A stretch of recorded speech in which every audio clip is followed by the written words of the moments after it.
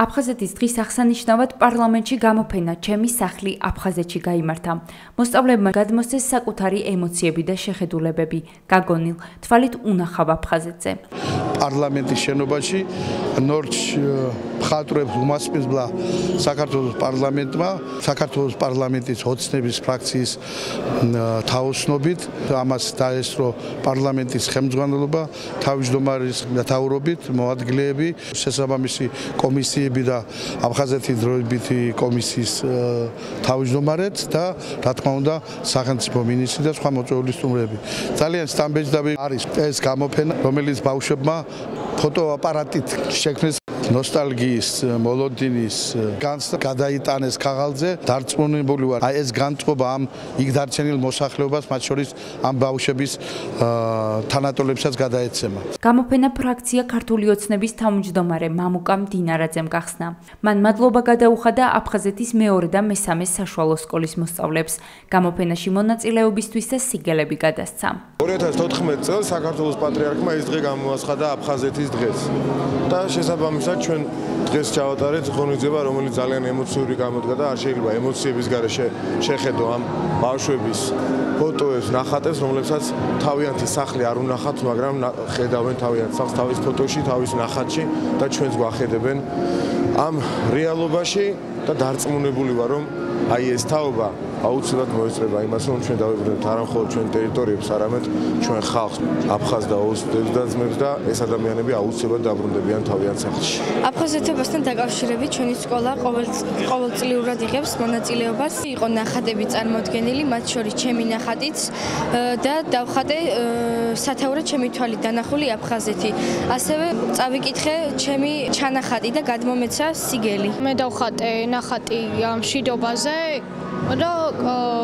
მინდა რომ დავიბრუნო ჩვენი აფხაზეთი და გამოვიდე ისეთი მხატვარი, რომ ბებია ჩემი, რომელიც არის სოხუმში, ის ჩემი თამაყოფდეს. მონაწილეებს სიტყვით მიმართა პარლამენტის თავმჯდომარე ირაკლი კობახიძემ, რომელმაც აღნიშნა, რომ ამ ნამუშევრებში არის ჩადებული ის განცდა, რომელიც გვაქვს თითოეულ ჩვენგანს გულში. ეს არის არა მხოლოდ იმ ადამიანების განცდა, რომლებსაც მოუწიათ აფხაზეთის დატოვება, ჩვენი ისტორიული მშობლიური კუთხის დატოვება, არამედ ეს არის ყველა ქართველის განცდა, რომელსაც თითოეული ჩვენგანი ვატარებთ. ასეთი დღე უნდა იმართებოდეს ძალიან ხშირად და ყველა დონეზე, არა მარტო პარლამენტში.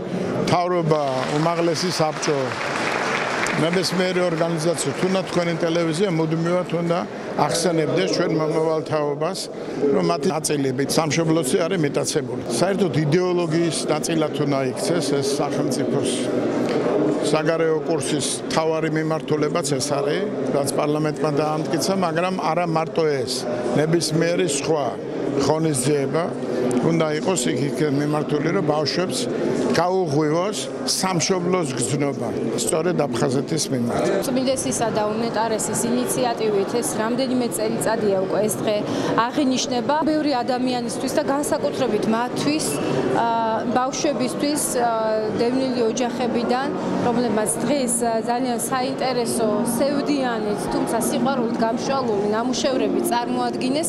ყოველი დღე აფხაზეთობაა ჩვენ ქვეყანაში ბევრი ადამიანისთვის.